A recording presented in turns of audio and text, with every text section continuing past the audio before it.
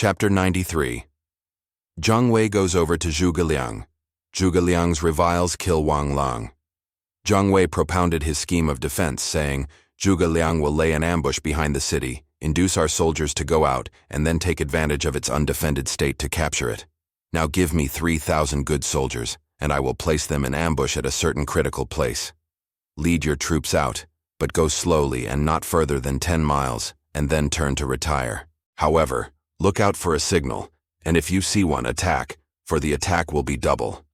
If Zhuge Liang is there himself, we shall capture him. The governor adopted this plan, gave the needed troops to Jiang Wei, who marched at once, and then Ma Zun went forth himself with Liang Qian. Only 2 civil officials, Liang Shu and Yin Shang, were left to guard the city. Zhao Yun had been sent to lie in ambush in a secret place among the hills till the Tianshui army left the city, when he was to rush in and capture it. His spies reported the departure of the governor, and only civil officials remained within the city. Zhao Yun sent on the news to those who were acting with him, Zhang Yi and Gao Xiang, that they might attack Ma Zun. Zhao Yun and his 5,000 troops then quickly marched to the city wall and called out, I am Zhao Yun of Changshan.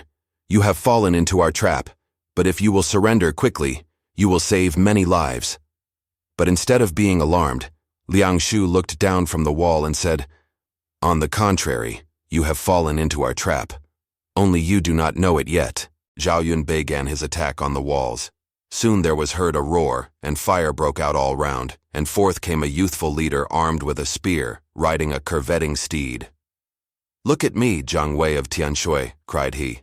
Zhao Yun made at him, but after a few bouts he found Jiang Wei was getting very eager. Zhao Yun was surprised and wondered, no one knows there is such an able man in Tianshui. As the fight went on, along came the 2 other forces under Ma Zun and Liang Qian, now returning.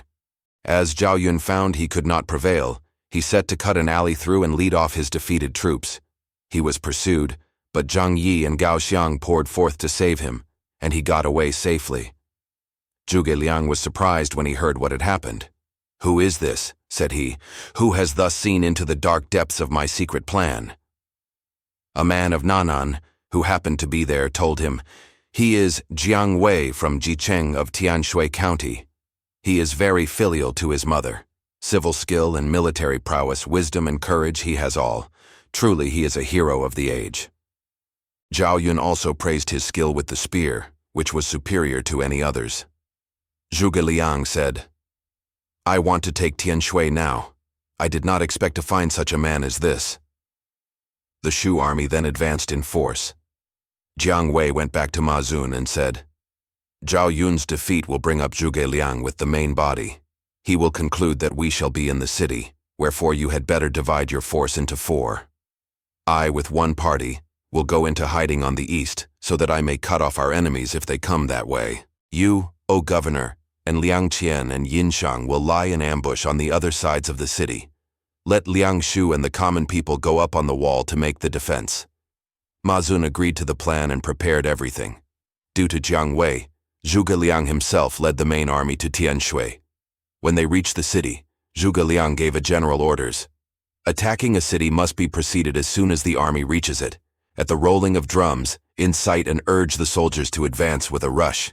The keenness of the soldiers will be spoiled by any delay. So this time also the army came straight up to the rampart, but they hesitated and dared not attack when they saw the flags flying in such good order, and apparently such thorough preparation.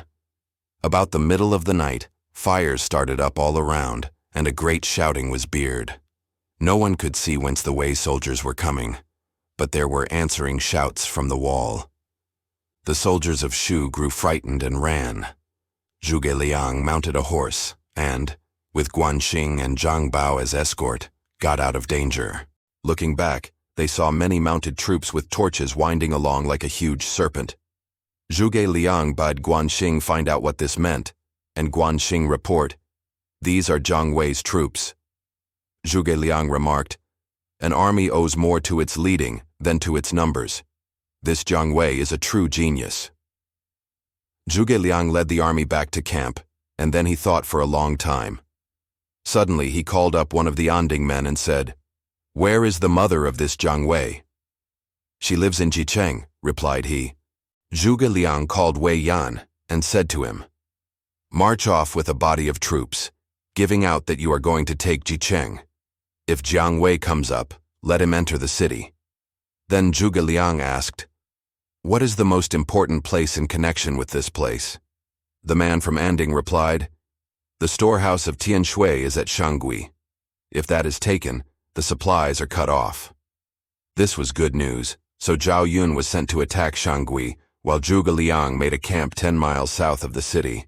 The spies took the news of the movements of these three forces into Tianshui. When Jiang Wei heard that one army was to attack his own place, he pleaded with Ma Zun, saying, "My mother is in Jicheng, and I am worried about the attacking force.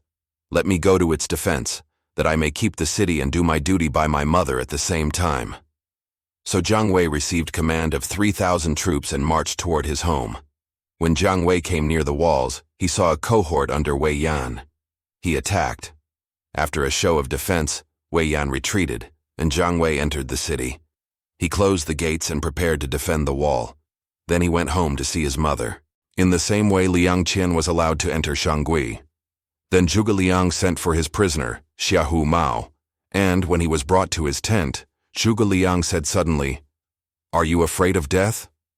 Xiaohu Mao prostrated himself and begged for his life. "Well, Jiang Wei of Tianshui, who is now gone to guard Jicheng, has sent a letter to say that he would surrender if only that would secure your safety. Now I am going to let you go if you will promise to induce Jiang Wei to come over to me. Do you accept the condition?" "I am willing to induce him to yield to you," said Xiaohu Mao. Zhuge Liang then gave his prisoner clothing and a horse and let him ride away. Nor did he send anyone to follow him, but let him choose his own road. Having got outside, Xiaohu Mao wanted to get away, but he was perfectly ignorant of the roads and knew not which to take. Presently he came across some people, apparently in flight, and he questioned them. "We are Jicheng people," said they. "Jiang Wei has surrendered the city and deserted to Zhuge Liang. The troops of Shu are looting and burning, and we have escaped. We are going to Shangui." "Do you know who is holding Tianshui?" "Governor Ma Zun is in there," said they. Hearing this, Xiaohu Mao rode quickly toward Tianshui. Presently he met more people, evidently fugitives, leading sons and carrying daughters, who told the same story. By and by he came to the gate of the city, and as he was recognized, the wardens of the gate admitted him, and the governor came to greet him and asked of his adventures. He told all that had happened, that Jiang Wei had surrendered, and related what the fugitives had said. "I did not think Jiang Wei would have gone over to Shu," said the governor sadly. "It seems he thought by this to save you, Sir Commander-in-Chief," said Liang Shu. "I am sure he has made only a pretense of surrendering." "Where is the pretense when it is a fact that he has surrendered?" said Xiaohu Mao. They were all perplexed. Then, at the third watch, the troops of Shu came to begin an attack. The fires round the wall were very bright, and there in the glare was seen Jiang Wei, armed and riding up and down under the ramparts, calling out for Xiaohu Mao. Xiaohu Mao and Ma Zun ascended the wall, whence they saw Jiang Wei swaggering to and fro. Seeing the chiefs on the wall, Jiang Wei called out, "I surrendered for the sake of you, O General. Why have you gone back on your word?" "Why did you surrender to Shu after enjoying so much of Wei's bounty?" said Xiaohu Mao. "And why do you talk thus? What do you mean talking thus after writing me a letter telling me to surrender? You want to secure your own safety by involving me, but I have surrendered, and as I am a superior general in their service now, I see no sense in returning to Wei." So saying, he urged the soldiers on to the attack. The assault continued till dawn, when the besiegers drew off. Now the appearance of Jiang Wei in this fashion was but a ruse. Zhuge Liang had found among his men one who resembled Jiang Wei, and had disguised him so that Jiang Wei appeared to be leading the attack on the ramparts. In the smoke and fire during the night, no one could penetrate the disguise. Zhuge Liang then led the army to attack Jicheng. The grain in the city was insufficient to feed the people. From the wall, Jiang Wei saw wagons of grain and forage being driven into the Shu camp, and he determined to try to secure some. So he led 3,000 troops out of the city to attack the train of wagons. As soon as he appeared, the convoy abandoned the carts and fled. Jiang Wei seized them and was taking them into the city, when he was met by a cohort under the command of Zhang Yi. They plunged into battle. After a short time, Wang Ping came to reinforce Zhang Yi so that Jiang Wei was attacked on two sides. All Jiang Wei's efforts were vain, and he had to abandon the spoil and try to re-enter the city. But as he drew near, he saw the walls were decorated with Shu ensigns, for Wei Yan had captured the place and was in possession. By desperate fighting, Jiang Wei got clear and set off for Tianshui. But he only had a few score horsemen left. Presently, the small force fell in with Zhang Bao, and at the end of this engagement, Jiang Wei found himself alone, a single horseman. He reached Tianshui and hailed the gate. The watchers above the gate knew him and went to tell the governor. "This fellow has came to beguile me into opening the gate," said Ma Zun. So Ma Zun ordered the defenders to shoot at the fugitive. Jiang Wei turned back, but there were the army of Shu close at hand. He set off as fast as he could for Shangui. But when he got there, Liang Qian hurled a volley of abuse at him. "You traitor!" cried Liang Qian. "Dare you come to try to cajole me out of my city? I know you have surrendered to Shu." Liang Qian's soldiers also began to shoot at the hapless fugitive. Jiang Wei was helpless. He could not explain the real truth to those who doubted him. Lifting his eyes to heaven, while tears rolled down his cheeks, he whipped up his steed and rode off toward Chang'an. Before he had got very far, he came to a spot where were many heavy foliaged trees. From among these appeared a company of soldiers, led by Guan Xing. Weary as were both horse and rider, there was no chance of successful resistance, and Jiang Wei turned back. But soon appeared a small chariot in which sat Zhuge Liang, dressed simply as usual in a white robe and carrying his feather fan. "Friend Jiang Wei," said Zhuge Liang, "is it not time to yield?" Jiang Wei stopped and pondered. There was Zhuge Liang, and Guan Xing's troops were behind him. There was no way out, so he dismounted and bowed his head in submission.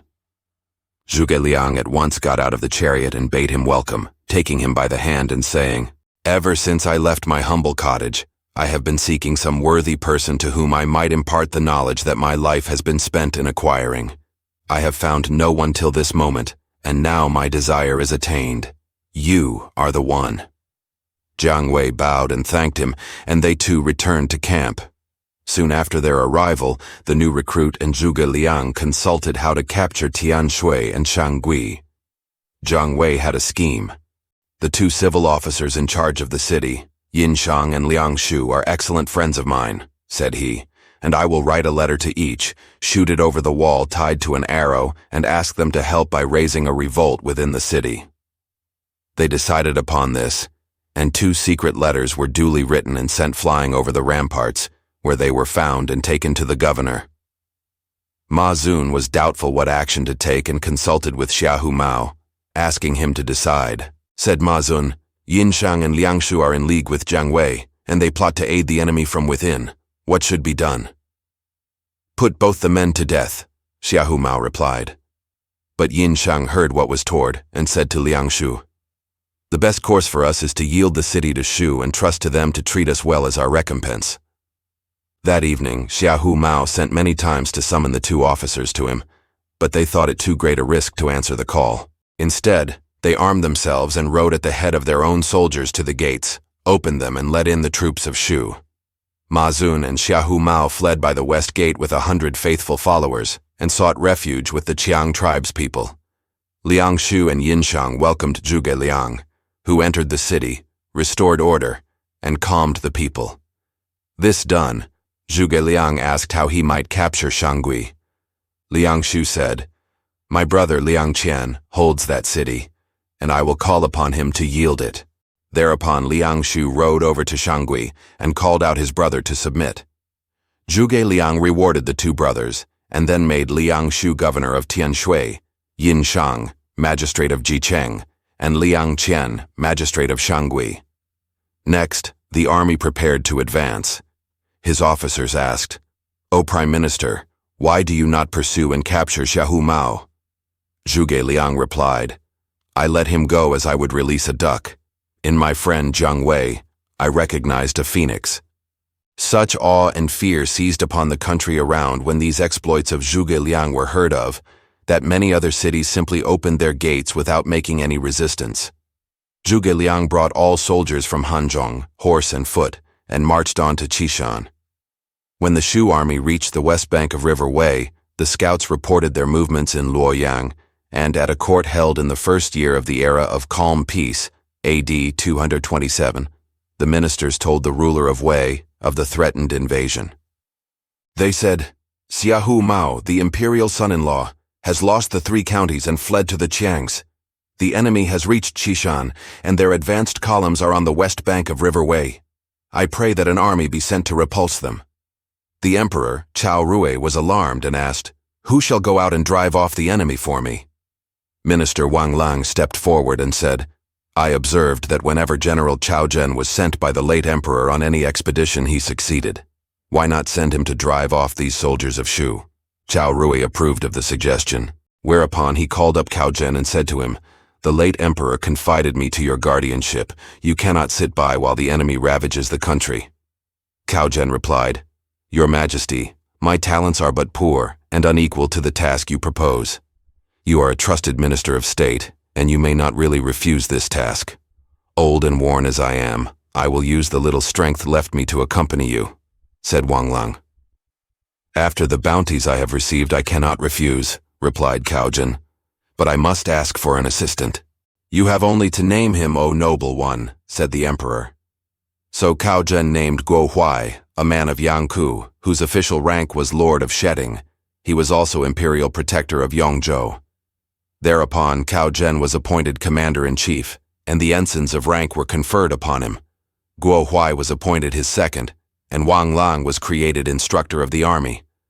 Wang Lang was then already old, 76. The army of Cao Zhen consisted of 200,000 troops, the best from both capitals. His brother, Cao Zun, was made leader of the van with an assistant, Zhu Zan, general who opposes brigands. The army moved out in the 11th month of that year, and the ruler of Wei went with it to the outside of the west gate. Cao Zhen marched by way of Chang'an and camped on the west bank of the river Wei.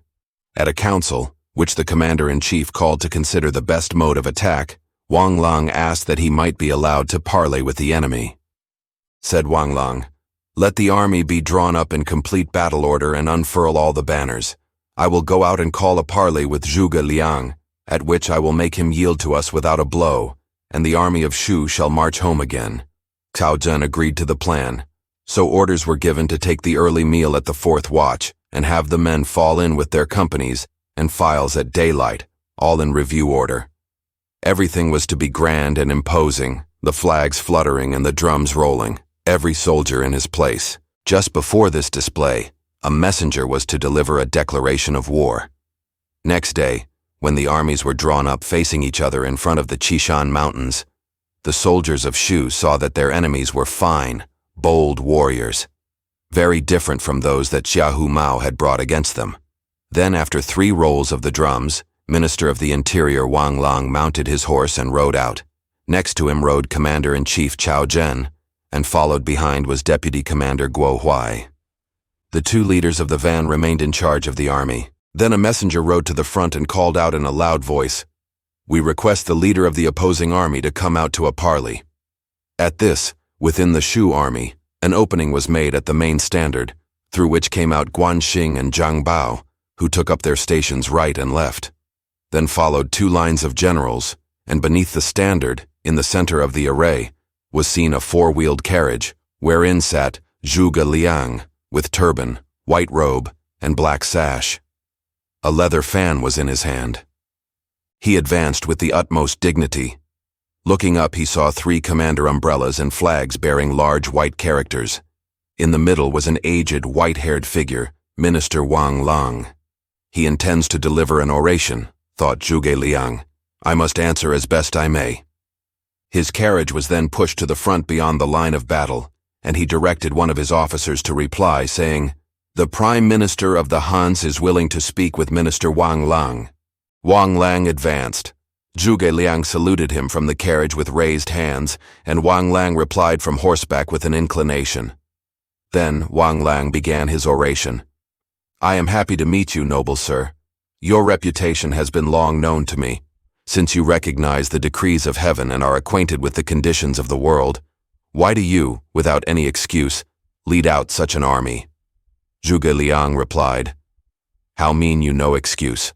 I hold an edict to destroy rebels." Wang replied, "Heaven has its mutations and change its instruments from time to time. The supreme dignity comes at last to the person of virtue.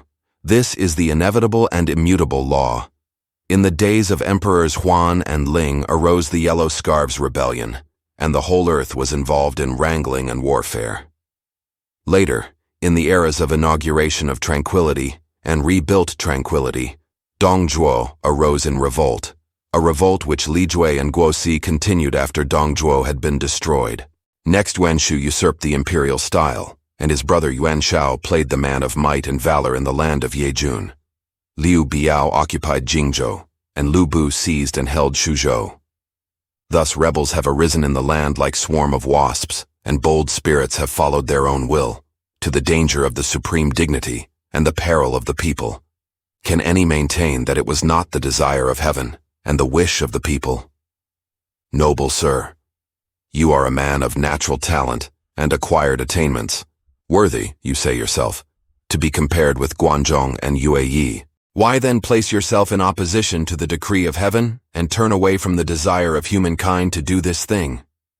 You cannot be ignorant of the wise old saying, "He who accords with the heaven shall flourish, while he who opposes shall be destroyed." Now the armies of Wei are countless legions, and their able leaders are beyond number. Can the glowworm in the parched stubble rival the glorious moon in the sky? If you will turn down your weapons and throw aside your armors and dutifully yield, you shall not lose your rank. The state will have tranquility and the people rejoice. Is not that a desirable consummation? Zhuge Liang laughed. Said he, "I regarded you as an old and tried servant of the Han dynasty and thought you would hold some noble discourse. Could I imagine you would talk so foully? I have a word to say that all the armies may hear. In the days of Emperors Huan and Ling, the rule of Han declined. The officers of state were the authors of evil. The government fell into confusion, and misfortune settled on the country. Trouble was rife in every quarter.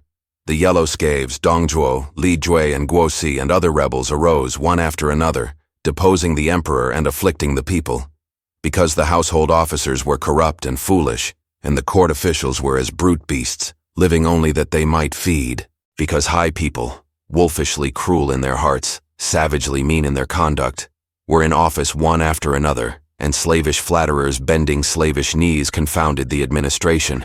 Therefore the throne became as a waste heap, and the people were trodden into the mire.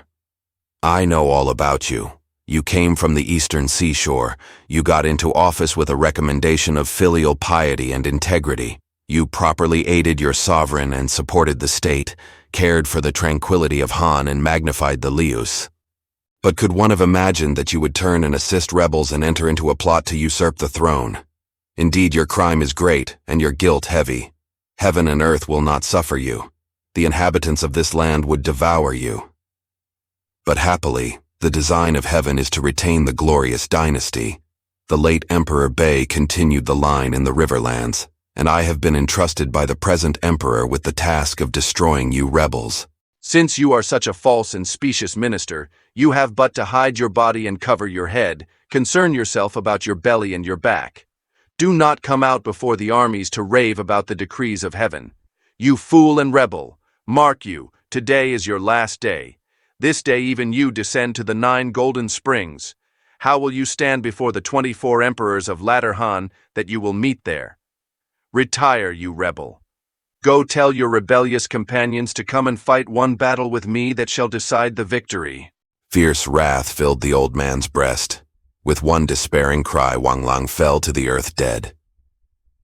This exploit of Zhuge Liang's has been lauded in verse.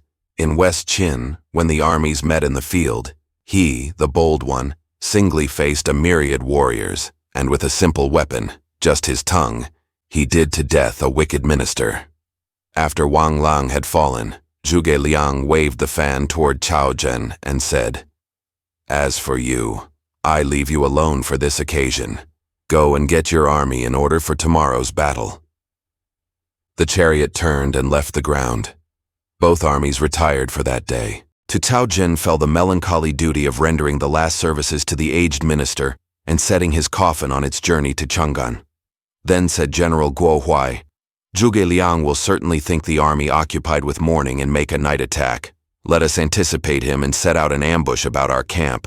Let 2 bodies of our troops be hidden outside, and 2 others take the occasion to raid the camp of the enemy."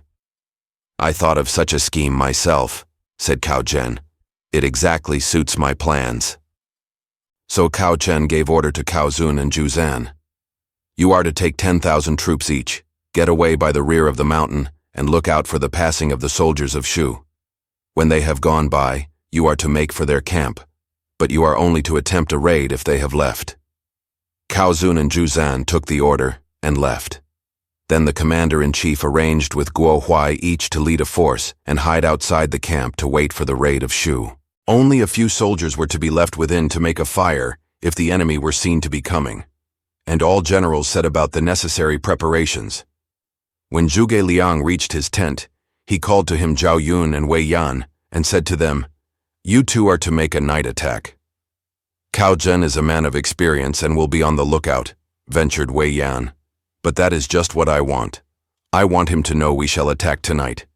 He will then put some troops in hiding in rear of the Qishan Mountains, who will make for our camp as soon as they see us pass toward theirs. I am sending you to let yourselves be seen passing the hill, but you are to camp behind it and at a distance. When the soldiers of Wei attack this camp, you will see a signal.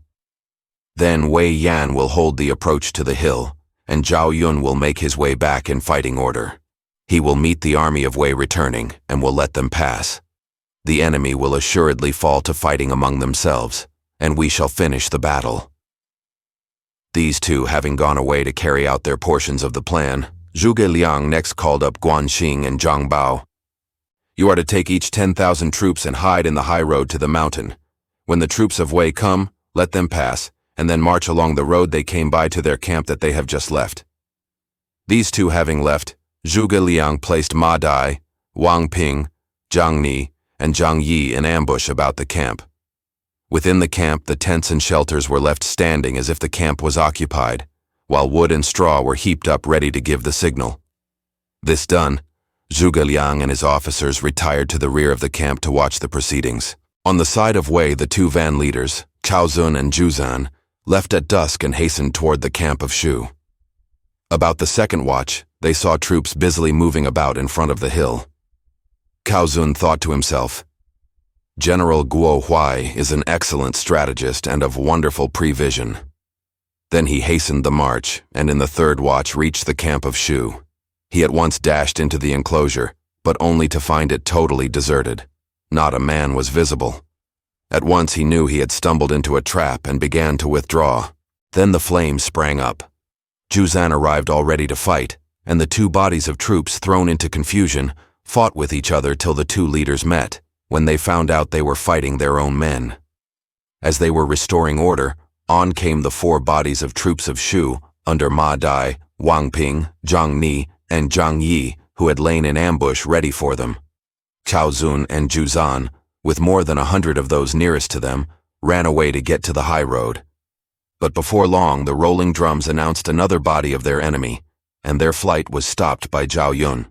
"Whither go ye, O rebel leaders?" cried Zhao Yun. "Stop, for here is death." But Cao Zun and Zhu Zan still fled. Then came up a force led by Wei Yan and completed the defeat. The soldiers of Wei were wholly beaten and ran away to their own camp. But the guard left in the camp thought they were the enemy who come to raid, so they lit the fires, and at this signal, Cao Zhen rushed up from one side and Guo Huai from the other, and a fierce fight with their own troops began. While this was going on, 3 cohorts under Wei Yan, Guan Xing, and Zhang Bao arrived from 3 points, and a great and confused battle began. The soldiers of Wei were driven off and chased for 3 miles. In the fight, Wei lost many leaders, and Zhuge Liang gained a great success. Cao Zhen and Guo Huai got together their beaten troops and went back to their own camp. When they discussed the fight, Cao Zhen said, "The enemy are too strong for us. Have you any plan to drive them away?" Replied Guo Huai, "Our defeat is one of the ordinary events of war. Let us not be cast down. I have a plan to suggest that will disorder them so that one body cannot help the other, and they will all be compelled to flee. The plan will be unfolded in the next chapter. Thanks for watching. Please like the video and subscribe to the channel for more excellent content.